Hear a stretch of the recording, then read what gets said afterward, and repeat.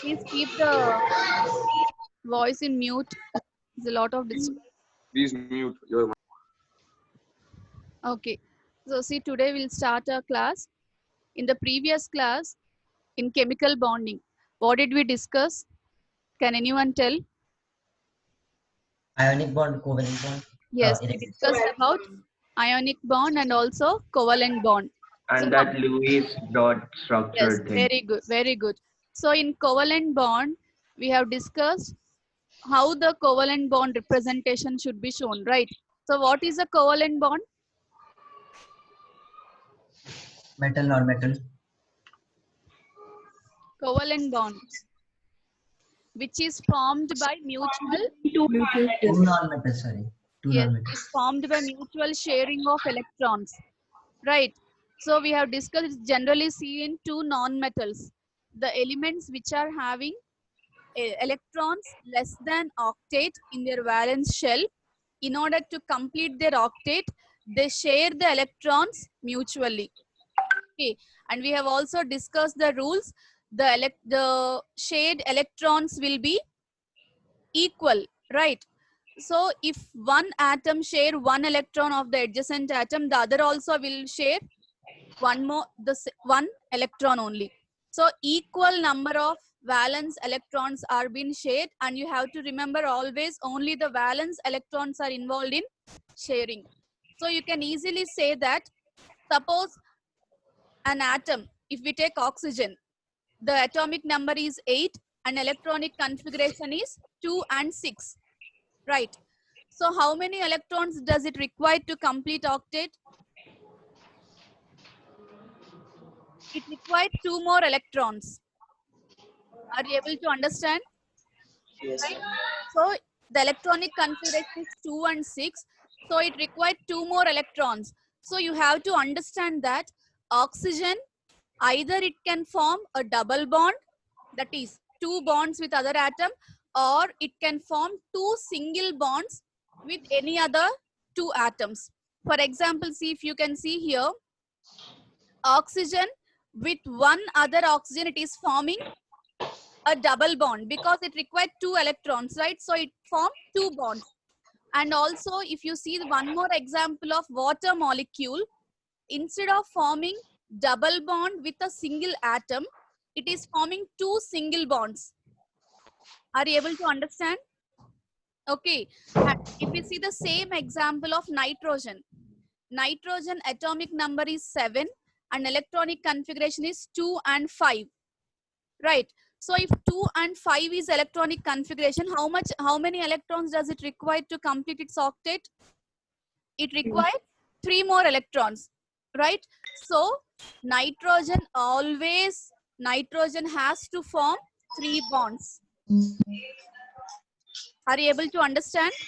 Nitrogen has to form 3 bonds. It may be a triple bond. It may be a triple bond, or it may be 3 single bonds. See here in ammonia, it is forming 3 single bonds. Did you all understand the concept what I'm telling here? Yes, ma'am. Right? So if an atom require 1 electron to complete its octet, like fluorine, chlorine, based upon its electronic configuration, please keep it mute. All of you, please keep it mute.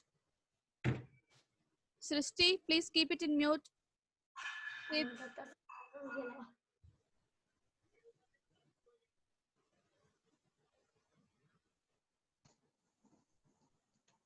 Okay. So, if the atom requires 1 electron to complete its octet, it has a tendency to form 1 bond. Okay. If the atom requires 2 electrons to complete its octet, either it form a double bond or else it form 2 single bonds. Now, can anyone answer?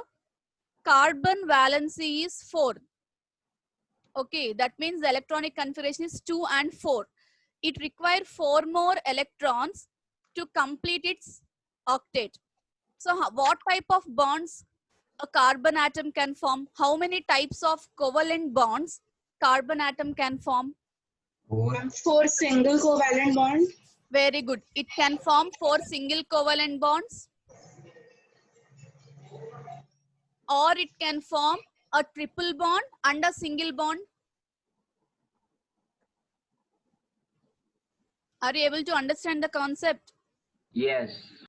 Total it has to form 4 bonds. So it can form 4 single bonds or 1 triple bond and 1 single bond. And what is other possibility?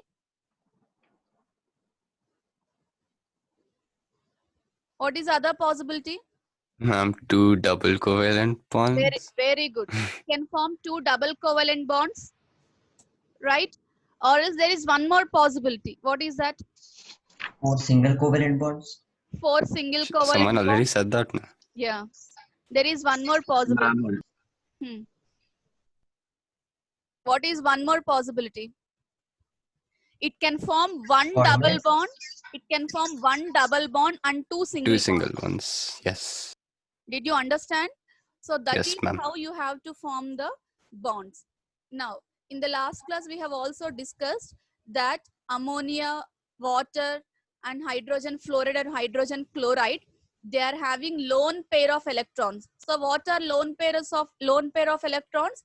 The electrons which are not involved in sharing. They are called as lone pair of electrons we have discussed. Now, due to the presence of these lone pairs, the atoms has a tendency to attract the shared electrons towards itself. Okay, so that tendency to attract the electrons towards itself is called as electronegativity. So when it attracts the electrons towards itself, so in a bond, please try to understand, in a covalent bond, the electrons are near to one atom and far from other atom, right? So therefore such covalent compounds are called as polar covalent compounds. I repeat again, in a covalent bond, suppose if you take the water molecule, or for a simple example, we can consider hydrogen fluoride. Okay, now fluorine is having 3 electron pairs here. After forming the covalent bond, there are 3 lone pair of electrons with fluorine. And we have also discussed in periodic properties that fluorine is most electronegative atom, right? More electronegative means it has the tendency, what is electronegativity? The To tendency attract, of an atom to gain attract the shared electrons. electrons, right? So this fluorine, due to its electronegative nature, it will pull the electrons. It will pull these shared electrons. In this single covalent bond, how many electrons are there? 2 electrons are there, right? A pair of electrons are there. So that pair of electrons will be pulled by fluorine. Therefore, around fluorine, electrons will be more, and around hydrogen, the electron density will be very less. Did you got this concept? Did you understand this? Yes, Okay. ma'am. So now, since electron density is more around fluorine, we can say that electrons, we know electrons are negative charge. So electrons, since they are negative charge, around fluorine, we can say there is lot of negative charge around it. Okay, it is not completely anion, but the electron density is around fluorine. So it gains partial negative charge. Whereas since electrons are far from hydrogen, we can say that it has partial positive charge. Now only protons are left with hydrogen. One proton is left with hydrogen. So did you understand this concept? In a covalent bond or in a covalent Yes. compound, partial charges are being developed. These partial charges are developed due to difference in the electronegativity. Such type of covalent compounds in which partial charges are being developed, they are called as polar covalent compounds. Okay, for example, HCl is polar covalent compound because chlorine is more electronegative. In the same way, ammonia is polar covalent compound. Water is also a polar covalent compound. That means electrons, the shared electrons are not equally between the two atoms. They are towards one atom and far from other atom. Whereas if they are equally distributed, they are non-polar covalent compounds. Is the concept clear? Yes, ma'am. Yes, everyone. Sid, did you understand the concept of polar and non-polar bonds? Yes. Yes. What about Dhruv? Yes, ma'am. Yes, girls. Shravani, did you understand? Shaili? Mariam? Yes, ma'am. Good. Yes, did you understand? Rishabh and Yash? Both the dancers, did you understand the concept? Yes. Okay, okay. Good, good. Ayush got it? Yes, ma'am. Where is Akshat? Akshat, did you understand? Akshat? Where is Akshat? Akshat left. Akshat left? Yeah, he's not there. He's not in the list. Yeah. Okay, Kanchan, did you got it? Kanchan and Amatullah, did you understand? Yes, ma'am. Yes. Yeah, Amatullah, how are you? Good, ma'am. Where are you now? Kuwait. Okay, okay, fine. Okay. Now we'll discuss one more concept, that is the last type of bond, coordinate covalent bond. Okay, coordinate covalent bond means generally when we see the this covalent compounds which are having lone pair of electrons. Okay, so lone pair of electrons means those electrons are free, they are not involved in bonding. So try to understand this. The lone pair of electrons which are present in covalent compounds on any atom, they can be donated to other atom. I repeat, the lone pair, only the lone pair of electrons in a covalent compound can be donated to other atom. Okay, now see here, we all know that ammonia, always remember, any compound, any covalent compound with nitrogen will have one lone pair of electron on nitrogen. Any compound formed with oxygen, there will be two lone pair of electrons on oxygen, that is fixed. Got it? Each oxygen in any covalent compound, it will be having two lone pairs, each oxygen atom. Whereas each nitrogen atom, if you can see here, it will be having one lone pair of electron. Clear? Now, these lone pair of electrons can be donated to any other positively charged ion. So, they will donate the electrons and form a bond, which is called as coordinate covalent bond. Okay, so why it is called as coordinate covalent bond? It is seen only in covalent compounds. Ionic compounds cannot form any coordinate bond. Is it clear? Only covalent compounds can form the coordinate bond, and we generally explain that it is also one type of covalent bond. It is also a type of covalent bond. You can see here the atom, because to form a covalent bond, each atom has to give one electron, right? We all know this concept. But if both the electrons are given by a single atom, both the electrons required for the bond formation, if they are given by a single atom, such type of bond is called as coordinate covalent bond. Okay, now write down, all of you. Write down in your notebooks. Yes?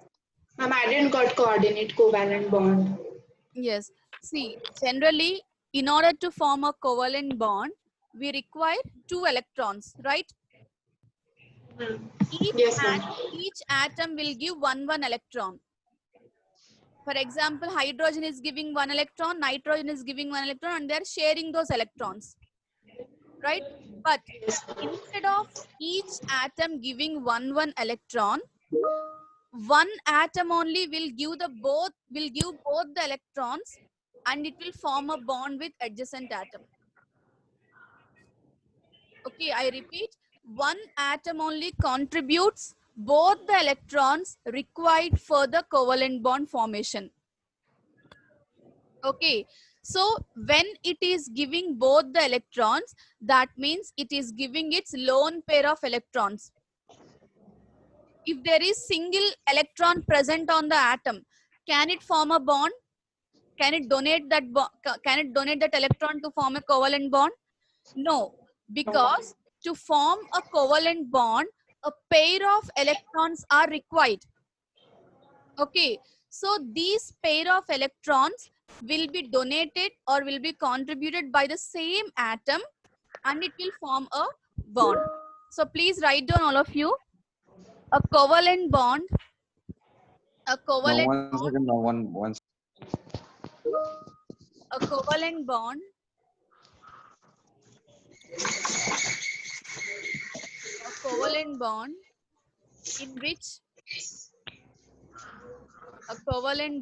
in which Ma'am, can we take a screenshot? yeah, you can write down No. a covalent bond in which both the electrons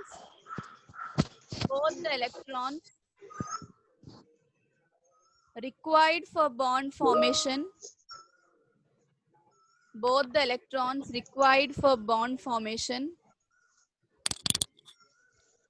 are given by a single atom.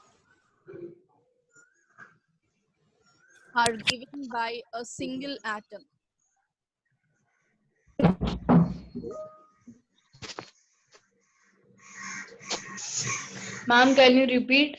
Yes, the covalent bond in which both the electrons required for a bond formation are given by a single atom. Okay, next point you write down. Atoms having lone pair of electrons. Atoms having lone pair of electrons.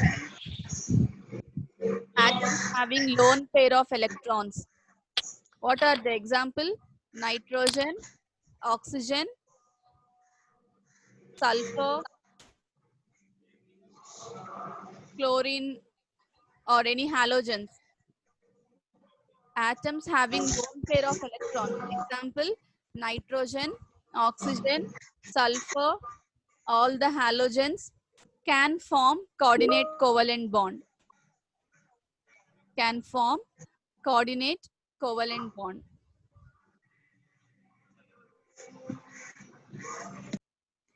Can form coordinate covalent bond. Clear? Did you understand? Okay. Now, the coordinate, okay, listen here. This coordinate covalent bond is always represented as a single head. Yes. Yes.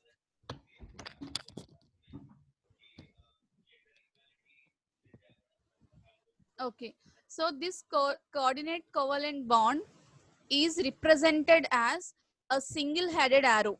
Now we can see here there is a lone pair of electrons on nitrogen, and when hydrogen ion, proton, when H plus ion comes to ammonia molecule, okay, understand this concept. When H plus ion, the proton comes to ammonia molecule, proton means there is no electron with hydrogen, right? H plus ion means there is no at least one electron with hydrogen. When it comes to ammonia molecule, this nitrogen will form a coordinate covalent bond with this H plus ion. Okay, so see here, since it is forming bond with H plus ion, the entire molecule will get positive charge because it is adding H plus ion, right? So as a result of formation of coordinate bond, ammonia molecule will be converted into ammonium ion. Can you understand this structure? See, the electron pair is being donated from nitrogen to hydrogen. Therefore, it is shown as a single-headed arrow. Clear? Okay. Now, see here, for example, repeatedly asked question. Take down this one, all of you. Write down before this. Coordinate covalent bond is represented by a single-headed arrow. Just write the arrow symbol. No need to write. Coordinate covalent bond is always represented as a single-headed arrow. Take the example of this ammonium molecule. No need to draw this one. Take down this bonded form. H plus ion plus unshared electron pair means nothing but the lone pair. H plus ion plus ammonia molecule.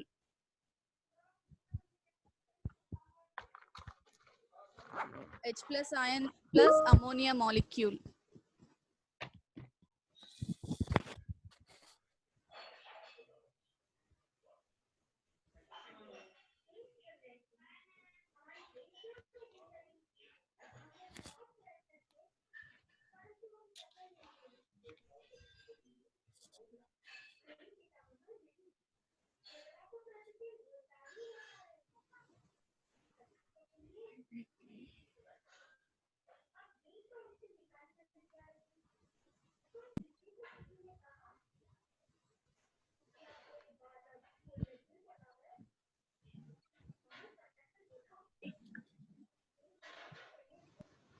Clear? Okay. Now, all of you form the coordinate covalent bond with water molecule. Water molecule plus H plus ion. Take down the question. Draw the electron dot structure of hydronium ion. Draw electron dot structure of what, Atharva? Hydronium ion. What's hydronium ion? That is water plus H plus, H3O plus ion. Now I told you, see here for ammonia, when H plus got added, it became ammonium ion, right? Hydronium ion means nothing but H plus plus water molecule.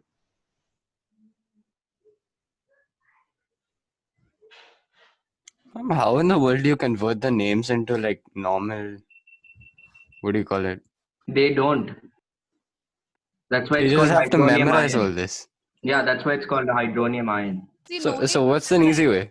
See, no need to memorize. In your 8th standard, you will learn that any positively charged ion is named with the suffix IUM. Hydronium ion, ammonium ion, okay, and then calcium, potassium. All the positively charged ions are named by ending with the suffix IUM. That you learn in your 8th standard. Whereas the negatively charged ions are ended with the suffix IDE, ide. Atharva, Okay. chloride, fluoride, right? Alright. Sulfide. Mm-hmm. That is how you name.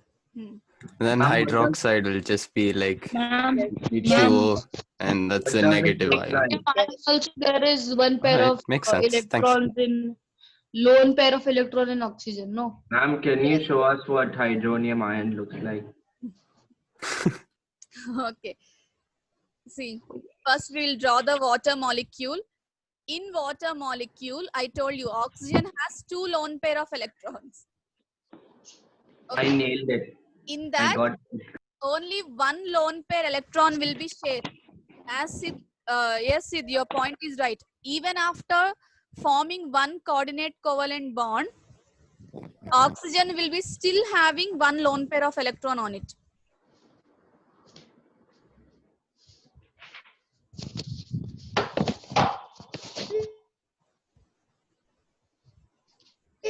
Sunke, you're on mute. Okay. Thanks, madam.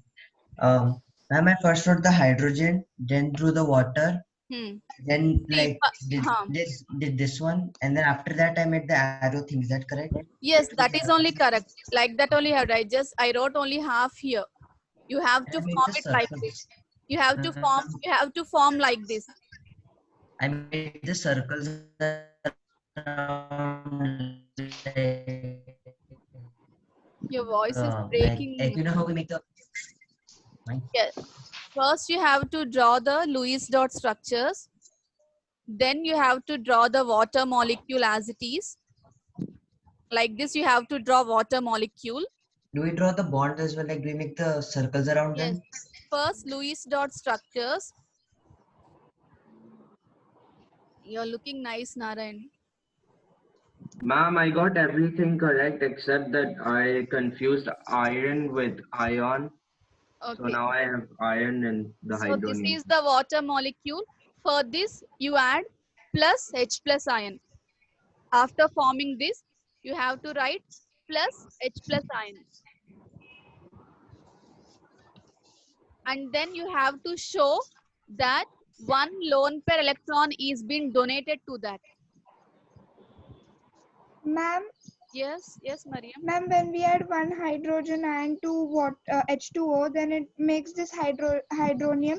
But Yes. there's one more left, so why can't we add one more hydrogen to it? No, because the molecule will not be stable. Okay. So donate one lone pair of electron. Then what will be the structure? One more bond will be there with arrow here. Right? There will be one more bond with a single-headed arrow from oxygen to hydrogen. And there will be a positive charge.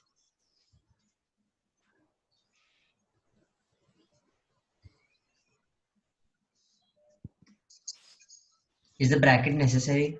The bracket. Yes, the bracket is necessary. Because now it is not a neutral molecule, right? It is an ion. Got it? So Yes. in the exam, in the last year also, they have given in prelims for 10th standard also that draw the electron dot structures for ammonia and hydronium ion. Surely they'll give you one coordinate bond, one covalent bond, and one ionic bond to form the electron dot structures. For 3 marks or 4 marks, they will give you. Clear? So these are the 3 types of bonds. Ionic bond, by transfer of electrons. You have to show the transfer of valence electrons and formation of positive and negative charged ions. And then covalent bond, you have to show the Lewis dot structures that the valence electrons are being shared.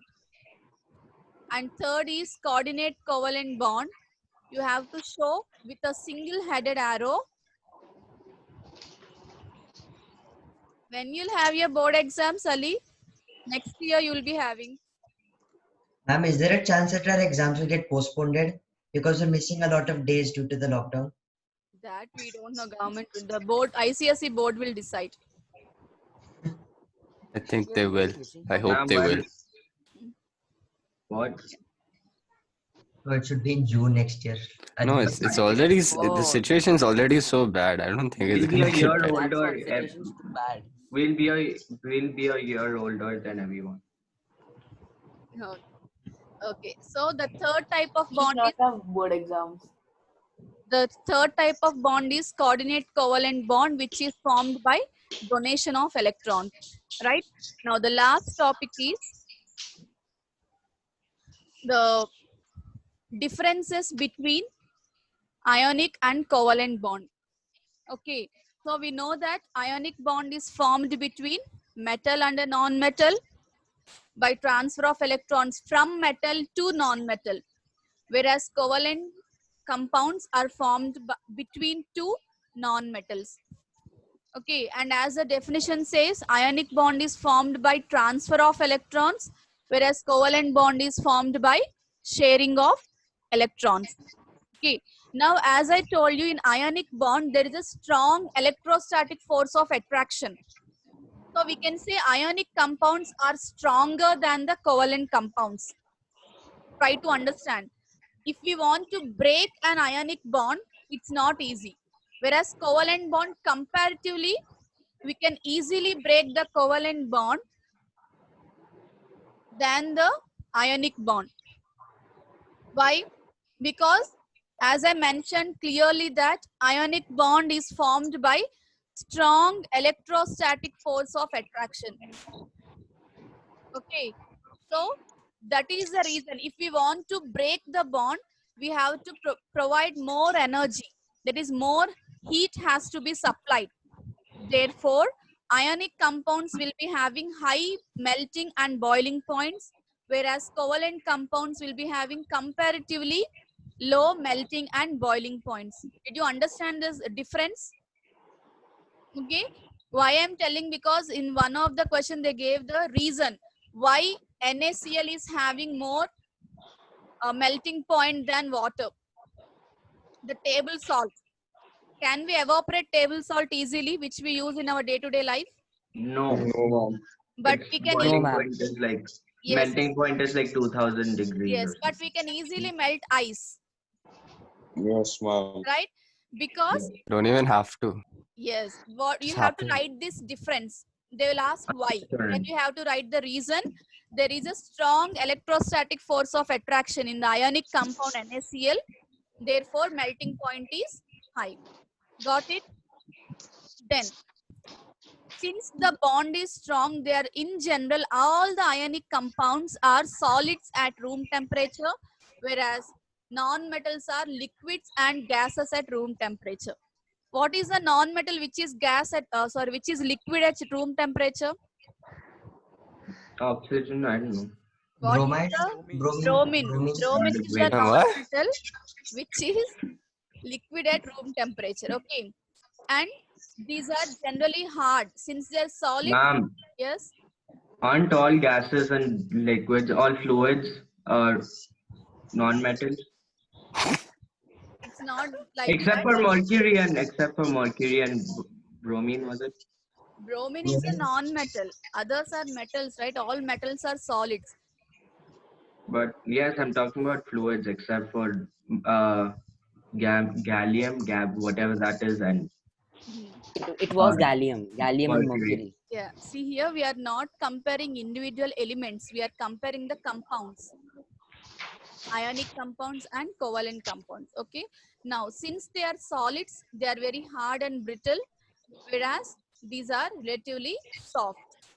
And as I told you, it will be a strong bond. So always remember, note down somewhere, ionic bond is stronger than covalent bond. Ionic bond is stronger than covalent bond. Okay.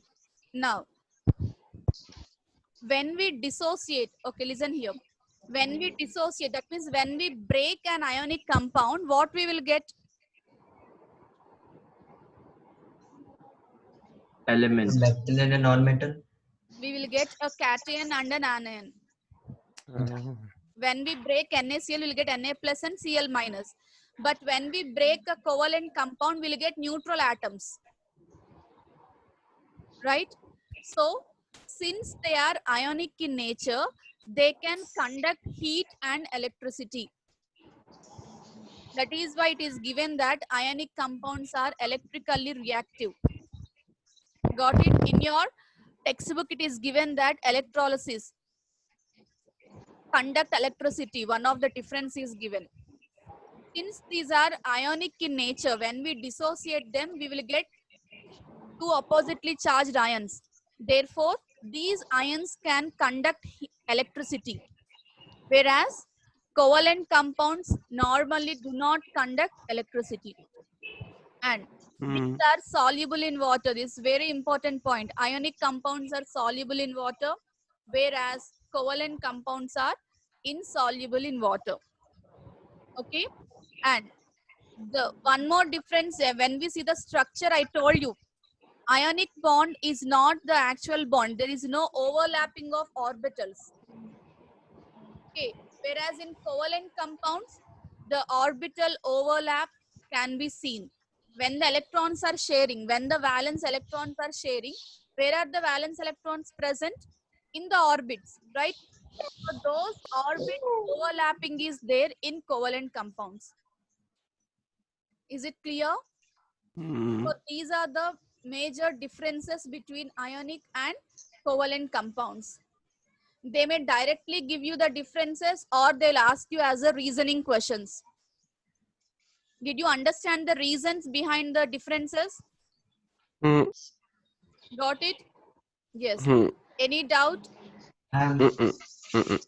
Just one. Yes. Can you explain NH4Cl bond? NH4? Just NH4Cl. Google it now. NH4Cl, very good. NH4Cl is an ionic compound. 300. NH4, just now we have discussed NH4. Ammonium ion is a positively charged ion and Cl is a negatively charged ion. Right. There will be a ionic bond formation between these two, ammonium and Cl minus, NH4 plus and Cl minus. The electron can be donated from ammonium to chlorine. Okay. Got it? Yes. Is it clear? Is the chapter clear, everyone? Yes, ma'am. Any doubt?